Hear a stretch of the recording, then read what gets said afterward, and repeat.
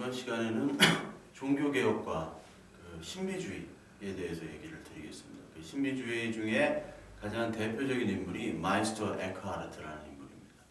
그래서 이 마이스터 에크하르트를 통해서 마틴 루터가 상당히 영향을 받았고, 그 마틴 루터뿐만 아니라 그 다른 종교개혁자들까지도 많은 영향이 미쳤던 사람이 바로 마이스터 에크하르트입니다. 이 마이스터 에크하르트는 역시 스콜라 철학자였어요.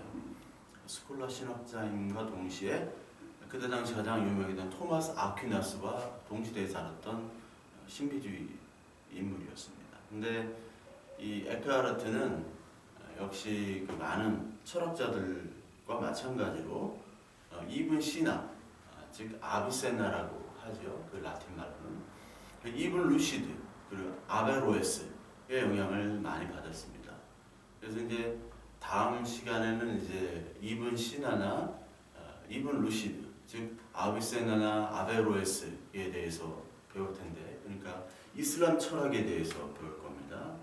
이슬람 철학과 그 아리스토텔레스를 소개한 사람이 바로 이븐 시나와 이븐 루시드예요. 아비센나, 아베로에스.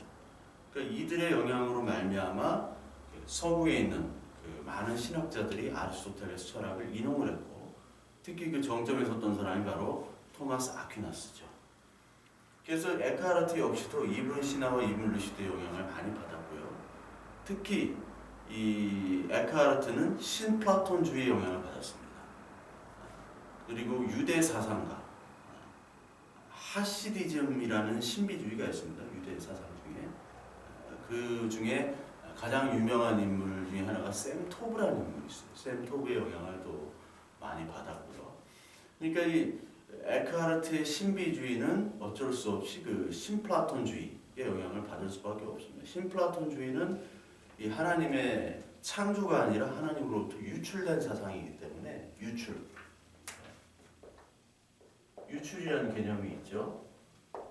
그러니까 신플라톤주의는 하나님이 어떤 활동을 하지 않는다. 활동하는 것은 피조물들이다. 그래서 활동은 하지 않으시지만 활동하지 않기 때문에 저절로 하나님의 신성들이 이제 유출이 되는 거죠. 그래서 유출돼가지고 쭉 오는데, 이건 이제 에크하르트는 이 유출에 대해서 다시 거꾸로 회귀하는 것을 바로 그 일자로 복귀한다는 거예요. 그러니까 유출이 어디서부터 시작됩니까?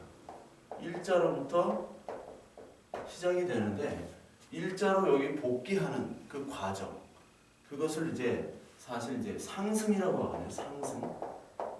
상승. 그리고 유출해서 인간까지 온 거예요. 인간까지. 그 인간에서 할 일은 뭐냐면 이 유출된 그 일자로에 우리는 복귀하는 것. 그것이 이제 합일이다라고 설명을 하는 겁니다. 합일. 신과의 합일.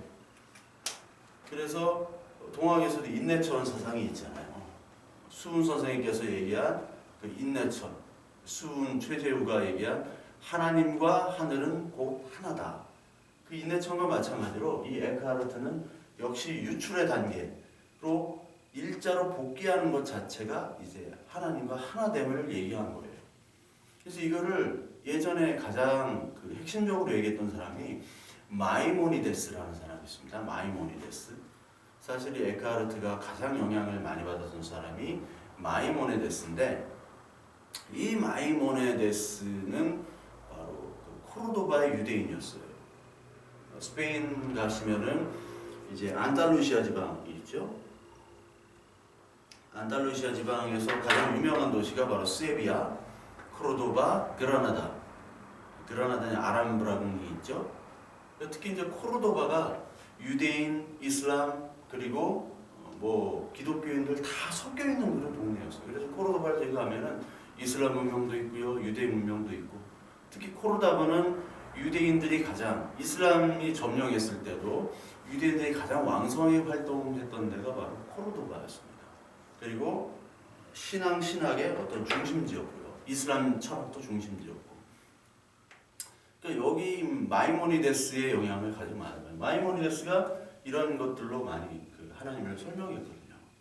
그래서 이 에크하르트의 그 신비주의를 이해하려면 신플라톤주의와 유출에 대해서 알아야 되고요.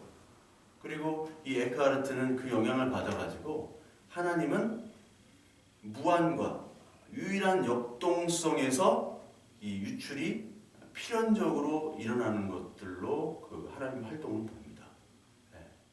그러니까 이런 것들을 펼쳤을 때가 주제주의와 마찬가지로 주제주의와 주의주의가 같이 주의주의는 뭐 아퀴나스고 주의주의는 뭐 저기 둔스스코투스부터 뭐 에크하르트도 주의주의죠. 그러니까 캐톨릭은 주의주의의 영향을 받았고 이 프로테스탄트는 주의주의의 영향을 받았는데, 그러니까 주의주의의 한 단면이 바로 신비주의거든요. 신비주의. 그러니까 그때 당시에 가장 주의주의도 물론 기본으로 깔려 있지만 신비주의에 관심이 있었던 사회였어요. 왜냐하면 그때 당시 흑사병이 돌았고요, 유럽에서. 그리고 그 전에 종교 그 십자군 전쟁이 또 실패를 했습니다. 거기다가 교회 내분, 교황권과 황제권에 대한 다툼이 있죠. 그러니까 늘 혼란스러운 사회에서 이제 신비주의로 갈 수밖에 없는, 신비주의에 관심이 있을 수밖에 없는 그런 시대였어요. 그래서 에크하르트가 이제 1260년에 태어난 사람이거든요. 그러니까 1260년부터 1300년대 활약했던 사람이기 때문에 그때 에크하르트의 신비주의가 그 당시의 사람들에게도 많은 옹호를 받은 거죠. 에크하르트의 신비주의를 얘기를 할 때 물론 이 신플라톤주의도 영향을 미쳤지만 이때 당시에 바그다드를 중심으로 한 이슬람의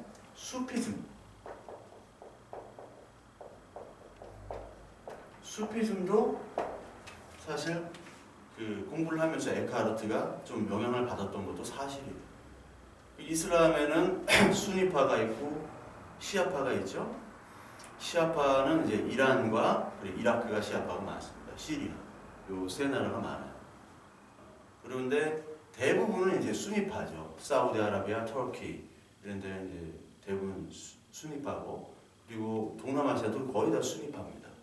근데 수피파는 이슬람 신비주의예요. 그래서 이슬람에서도 이단 시대는 그 신비주의였는데, 그러니까 이 신비주의 수피파 중에 하나가 타와쿨이라고 그 수피주의 하나의 어떤 그 계율이에요. 수피주의 하면은 마찬가지로 여기도 신비주의에서는 분명히 빠지지 않는 게 바로 금욕주의. 금욕주의를 통한 신과의 합의를 얘기를 합니다. 여기 중에 이제 타와쿨이라는 게 있는데, 타와쿨은 그 알라 신에게 절대 의탁하는 거예요. 그러니까 인샬라라고 많이 하잖아요, 이슬람에서. 이것도 하나님의 뜻이고 저것도 하나님의 뜻이고. 그게 바로 타와쿨이에요. 신을 항상 의지하는, 절대 의탁하는 게 바로 타와쿨입니다. 그러니까 신비주의의 첫 번째는 하나님을 의탁하는 것부터 시작돼요. 그러니까 그 수피즘도 마찬가지고요. 그리고 그 수피즘 하나 중에 타우히드라는 게 있는데, 그게 알라의 유일성, 즉 우리로 말하자면 이제 하나님의 유일성을 얘기하죠. 유일한 하나님, 그 하나님이 합일하기 위해서, 우리와 하나님이 합일하기 위해서는 우리의 노력이 필요한데, 타우히드에서는 뭐냐? 이 세상에서 자신의 욕망과 자신의 것들을 소멸시키는 거예요. 그러니까 이 방법으로 파나나 바까라는 그런 것들을 하는데, 파나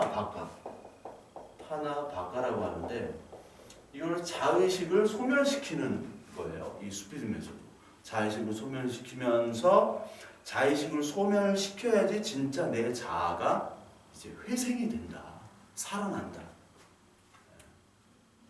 그리고 또 마으리빠라고, 마으리빠는 올바른 신은식을 위해서 이게 이제 영지랑 같은 겁니다.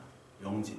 그러니까 마으리빠를 통해서 신과 합의를 이루어지는데, 그 불안정한 이성, 우리의 이성들은 다 불완전하잖아요. 그렇기 때문에 그 온전한 이성과 온전한 정신으로 하나님을 알기 위해서는 그노시즘, 영지, 신인식을 가능하기 위한 그 하나님과 합일 단계로 들어가야 된다. 그거는 하나님의 은혜, 그 이슬람에서 알라의 은혜죠. 알라의 은혜가 필요한데, 알라의 은혜를 통해서 하나님이 존재하고 하나님 우리 안에 있고 그리고 알라가 우리와 함께한다라는 게 바로 좀 수피즘이에요.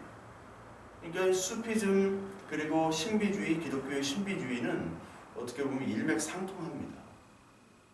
그리고 그 이븐 시나 아비센나나 아베로에스 이런 사람들이 이슬람 철학 그리고 플라톤, 신플라톤주의, 아리스토텔레스를 융합을 시켰어요. 이 사람들은 융합을 시키고 나온 그런 서적들을 통해서 이 서구의 그러니까 아퀴나스로 이어지는 이 사람들이 이 이슬람 철학가들의 영향을 받았습니다. 동시에 수피즘의 신비주의는 에크하르트에게도 영향을 준 겁니다. 그래서 일맥상통한 그런 관계들이 있어요. 그 에크하르트로 다시 우리 넘어가면 에크하르트는 어거스틴을 많이 인용한 스콜라 철학자예요. 그런데 어거스틴은 어떻게 보면 그 플라톤적인 보편자와 개별자가 좀 분리되는 거잖아요. 그런데 이 에크하르트는 보편자 그 개별자 안에 보편자가 있는 아리스토텔레스적인 주의를 취합니다. 즉 이론적인 주의를 취하죠. 왜? 합의를 해야 되니까 이론론적일 수밖에 없어요. 이론론적일 수밖에 없어요. 어거스틴을 많이 이용을 했지만 이 이론론적인 것, 즉 이렇게 볼 때는 아퀴나스와 비슷한 어떻게 보면 스콜라 철학과 비슷한 그 스콜라 철학자니까 아퀴나스와 비슷한 부류로 생각이 되죠. 근데 토마스 아퀴나스는 하나님과 인간의 사이를 어떤 그 관계 유사성을 많이 조명을 했어요. 관계 유사성. 관계 유사성이 있을 수밖에 없는 것이 개별자 안에 보편자가 있기 때문에 우리의 개별자, 인간의 모습을 통해서, 인간의 이성을 통해서 하나님을 아는 존재 증명을 하는 거잖아요. 그러니까 어떤 증명과 이성을 통한 유추로부터 오는 상승의 발전 과정을 보려고 하는 게 바로 이 토마스 아퀴나스고 증명을 하는 거예요. 근데 같은 스콜라 철학자지만 이 에크하르트는 신비주의잖아요. 신비주의. 그러니까 인간과 하나님의 합일 단계로 가야 되는데 그 전까지는 하나님과 인간은 차이가 있다는 거예요. 물론 이론입니다. 이론론입니다. 우리 안에 하나님이 임해야 되고 우리 안에 하나님을 볼 수 있고 심지어 에크하르트는 우리가 하나님이라고 얘기를 해요. 그런데 그 전 단계는 차이를 분명히 둬요.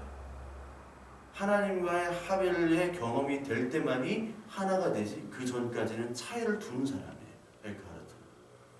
그래서 이 신플라톤주의의 다시 유출된 과정을 거꾸로 하는 상승 발전 과정, 즉 일자로 복귀하기 위해서는 하나님을 영접해야 되는 거죠. 합일을 통해서. 그게 바로 영지라는 거예요. 영지. 그게 신비라는 거예요. 신비를 통해서. 그러니까 지성적으로는 우리가 알 수 없다는 거예요. 아퀴나스는 지성적으로는 알 수 있다고 얘기를 하는데 에크하르트는 지성적으로는 하나님과 합일 단계에 이룰 수 없다라고 그 아퀴나스와 분명한 선을 긋고 있죠. 그래서 이 에크하르트는 그 가장 큰 특징 중에 하나가 우리가 말하는 그 하나님과 신성을 구분합니다. 하나님과 신성을 구분해요. 하나님 그리고 하나님의 성품, 성격. 성품, 성격 이래도 안 해요. 성격, 성품은 없는 거예요. 그냥 신성이라고 얘기해요. 그래서 이 에크하르트는 그 삼위일체 있죠? 삼위일체에 있어서도 세 가지로 얘기하는데 삼위일체에 있어서도 하나님, 성부 하나님은 창조성을 얘기해요. 성자 하나님은 계시성을 얘기해요. 그리고 성령 하나님은 내재 활동성으로 설명을 해요. 창조와 계시, 내재, 활동성 이렇게 설명을 합니다. 그러면서 이 하나님에 대해서는 우리가 어떻게 보면 좀 알 수가 있다. 우리 인간이 이성으로도. 그러니까 자연을 통해서 그리고 말씀을 통해서 인간 이성을 통해서 그리고 그것은 그런 것들을 통해서 하나님을 알 수는 있다라고 얘기를 해요. 하나님과 신성을 구분했어요. 근데 신성은 알 수가 없는 거예요. 신성은 모든 것으로부터 자유하는 활동을 하지 않는, 어떻게 보면 여기서 무라고 표현하는데 활동이 없는, 그러나 모든 것으로부터 자유한, 활동이 없는 표현을 보니까 신플라톤의 영향을 많이 받았죠. 왜냐하면 이 일자는 활동을 하지 않고 자연스럽게 유출이 되니까. 근데 이 에카르트는 이 신은 하나님은 알 수 있다라고 얘기해요. 근데 신성은 알 수가 없다. 즉, 이 신성은 우리가 알 수 없는 부정의 존재, 부정 존재라고 얘기합니다. 부정의 존재, 알 수가 없는 존재. 우리가 정확하게 정의를 할 수 없는 존재예요. 근데 이 부정의 존재를 알 수가 있는 방법은 바로 뭐냐면 하나님의 초월적인 신의 터치. 그거를 통해서 하나님과 우리가 하나가 될 수 있다. 합일이 될 수 있다는 거예요. 그게 바로 마이스터 에크하르트가 주장하는 겁니다. 그러기 위해서 우리는 영혼이 순수해져야 되고 영혼이 상승돼야 되는 거예요. 영혼의 순수와 영혼의 상승. 그거를 통해서 신성에 몰입을 되게 되면 하나님과 합일되는 거죠. 그 방법 중에 하나가 뭐냐면 가난 그리고 무심, 그런 걸 얘기했어요. 가난과 무심이다. 그러니까 가난과 무심을 통해서 하나님께로 갈 수가 있는 거죠. 그러니까 가난이라는 거는 에크하르트가 얘기하는 가난, 마태복음 5장에 산상수훈이 있죠. 산상수훈에서 심령이 가난한 자로 표현을 되죠. 심령이 가난한 자와 동시에 우리의 물질의 가난, 그리고 우리의 지식의 가난.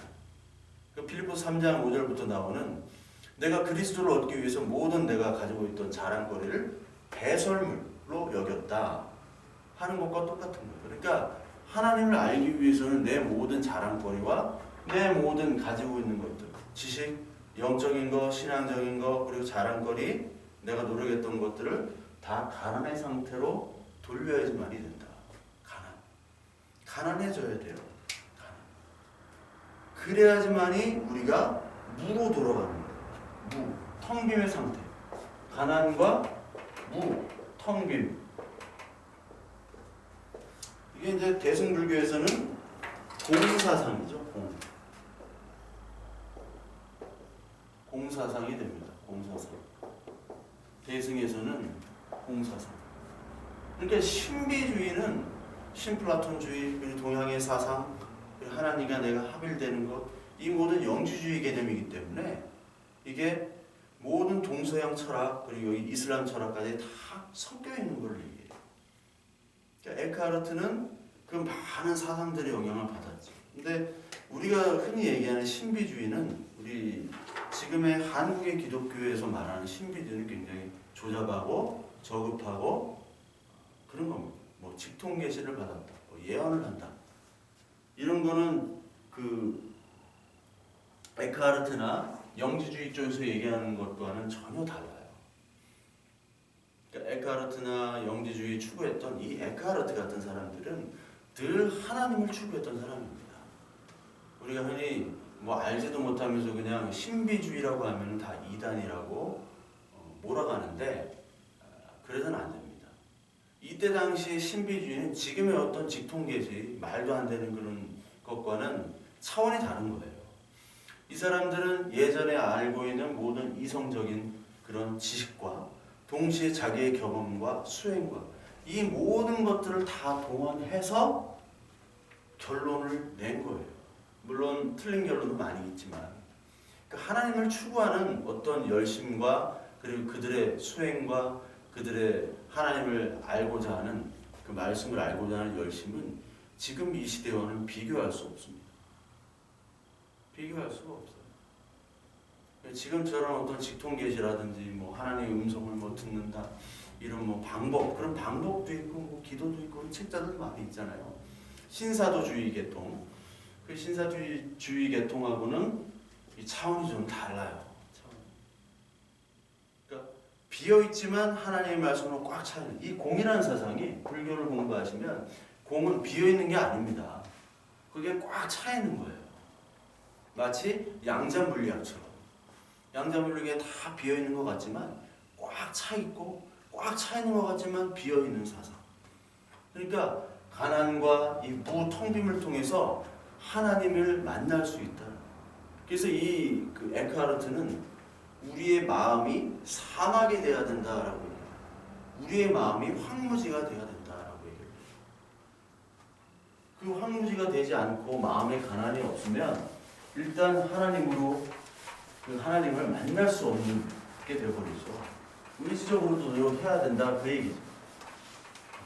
하나님이 만져주셔야 되는데 그 방법은 일단 가난과 하나님이 터치, 그리고 그 터치로 말미암아 이제 무로 돌아가는 거예요.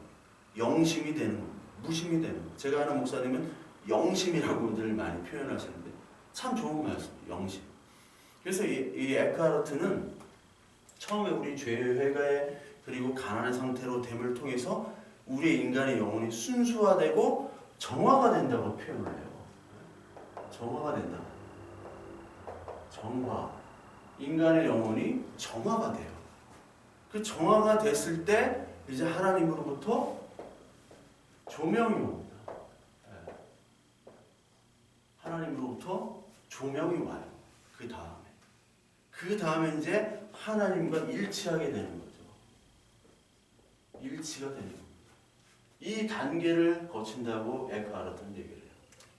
깨끗하게 정화가 되고 하나님의 말씀으로 하나님의 그 뜻이 조명이 되고 그리고 나중에 하나님의 합일되는 일치가 되는 것으로 그는 얘기를 합니다. 그러니까 무심을 통해서 그 가난과 무심을 통해서 우리의 영혼들이 깨끗해지고요 정화가 되고 그때 하나님께서 우리를 비춰주시는 거죠. 그러니까 자기의 자랑이 다 포기가 되고 그리고 텅 빈 존재로 되는 그 상태에서 하나님과 우리가 하나가 되는 그런 일치를 경험한다라고 이 에크하르트는 얘기하는 게 바로 에크하르트의 신비주의입니다. 근데 에크하르트의 신비주의의 그 단점은 뭐냐면 모든 신비주의의 공통점입니다. 모든 신비주의의 공통점은 뭐냐면 예수 그리스도의 구속. 이게 약해요. 모든 신비주의의 관점에서는 예수 그리스도의 은혜 구속에 큰 중점을 두지 않아요. 그러니까 신사주의 운동하는 사람들 보면 하나님 음성을 듣는다, 뭐 구체적으로 한다, 뭐 그렇게 하는데 그 중심에 말씀과 예수 그리스도의 구속의 은혜 그게 있느냐? 그게 거의 없어요. 그 사람들은.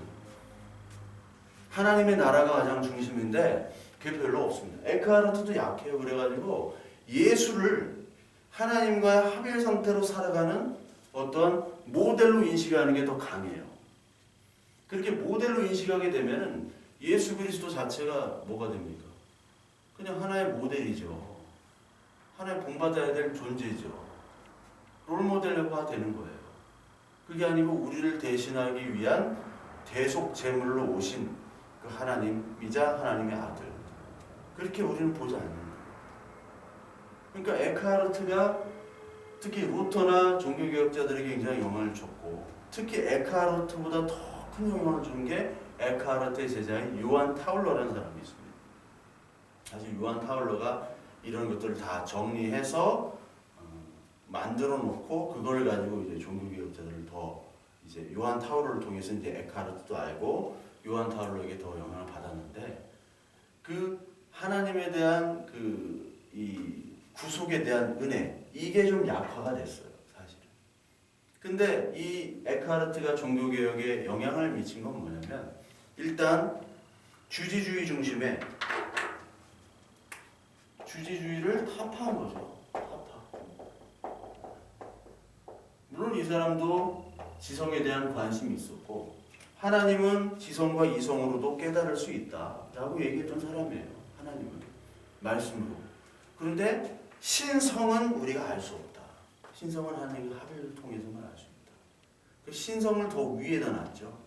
신성을 더 위에다 놨어요. 그러니까 이 아퀴나스 같은 경우는 어떤 지성을 우리의 신앙보다 더 위에 남잖아요. 그 주지주의를 타파했어요. 주지주의를 타파하고 하나님의 은혜의 계시를 더 중시했죠.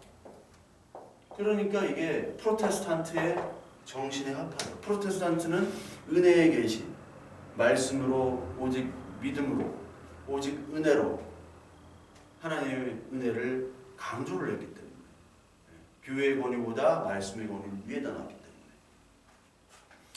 그리고 하나님과의 직접 대면 기도, 하나님과의 만남 그거는 다른 신부를 통해서 뭐 교황을 통해서 그런 교황의 권위, 교회의 권위를 부인했죠. 그러니까 여기서 종교개혁에 큰 영향을 미쳤던 사람이 바로 에크하르트입니다. 그리고 하나님의 은혜를 강조하다 보니까 성례의 가치를 미사 중시 여기잖아요. 미사, 성찬, 세례 이런 것들을 중시 여기는 로마교회에 성례의 가치를 떨어뜨렸어요. 성례보다 우리의 하나님과의 일치 만남, 우리의 깨끗해지고 우리의 하나님의부터 조명을 받아야 돼요. 그러니까 프로테스탄트는 이 말씀이 성령에 의해서 조명을 받아야지만 우리가 해석되는 거잖아요. 그렇죠? 성령의 조명이 없으면 우리는 하나님을 알지 못합니다. 성령의 역할이에요, 그게. 말씀을 알지 못합니다. 근데 이 캐톨릭은 성령의 조명 없이 성례를 통해서 그리고 계시보다도 지성을 통해서 하나님을 증명할 수 있고 그리고 하나님에 대한 그 사랑을 이런 성례를 통해서 했을 때 하나님께서 그 공로를 인정해 주신다는 거잖아요. 즉 펠라기우스주의랑 똑같은 거죠. 펠라기우스주의. 그러니까 하나님께서 주시는 이 은혜들, 이 성례의 가치를 감수할 수밖에 없는 거예요. 그 하나님의 은혜가. 그러니까 루터가 펠라기우스적인 신부였으니까 그런 구원도를 추구했는데 그런 구원에서 이제 벗어나도록 그걸 포기하도록 하는 게 바로 마이스터 에크하르트의 역할이 컸다는 겁니다. 그러니까 전적 타락과 그리고 우리는 전적 타락에 대한 것. 근데 그 전적 타락을 얘기한 마이스터 에크하르트는 이제 주지주의는 전적 타락을 얘기를 안 하니까 그 전적 타락을 강조하고 하나님의 은혜에 포커스를 맞출 수밖에 없도록 한 게 바로 마이스터 에크하르트의 영향입니다. 그래서 종교개혁의 이 마이스터 에크하르트, 신비주의를 추구했던 마이스터 에크하르트가 이런 영향을 가졌고 그리고 마이스터 에크하르트의 영향을 그 요한 타울러가 이어받아서 종교개혁자들, 프로테스탄트 주의자들이 이런 영향을 통해서 이제 캐톨릭과 분리가 되는 역할을 했던 사람이 바로 마이스터 에크하르트입니다. 다음 시간에는 이제 이슬람 철학들에 대해서 이븐 시나 그리고 이븐 루시드, 즉 아비센나 아베로에스에 대해서 이 사람들의 좀 철학들은 조금 방대하지만 간단하게 좀 설명을 하는 그런 시간을 또 갖도록 하겠습니다. 이 사람들을 통해서 아리스토텔레스나 또 플라톤을 다시 보게 되고 신에 대한 인식, 보편, 실제론, 그리고 개별자 논쟁 이런 것들이 들어와고 그것을 통해서 말씀과 하나님의 존재에 대해서 다시 한번 생각했기 때문에 이 이슬람 철학자 특히 두 명은 가장 큰 어떻게 보면 그 중세대 철학자들, 신학자들에게 영향을 줬던 그 철학자였습니다. 그래서 다음 시간에는 그 이븐 시나와 이븐 루시드에 대해서 알아보는 시간 갖도록